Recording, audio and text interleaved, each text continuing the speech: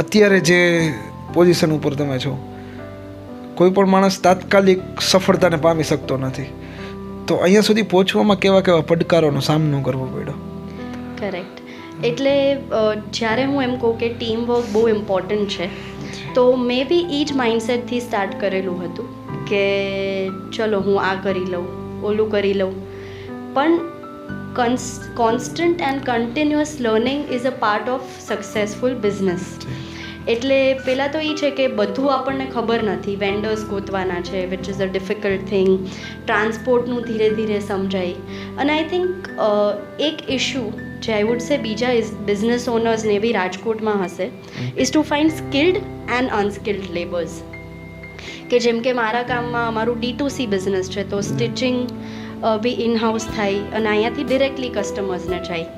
તો ઇનિશિયલી મને જે આઈડિયા મારા માઇન્ડમાં હતો કે જે ટાઈપના કપડાં, જે ટાઈપનું ફિનિશિંગ મને જોઈએ છે, એ એટલા સ્કિલ્ડ મને કારીગર્સ નહોતા મળતા અહીંયા.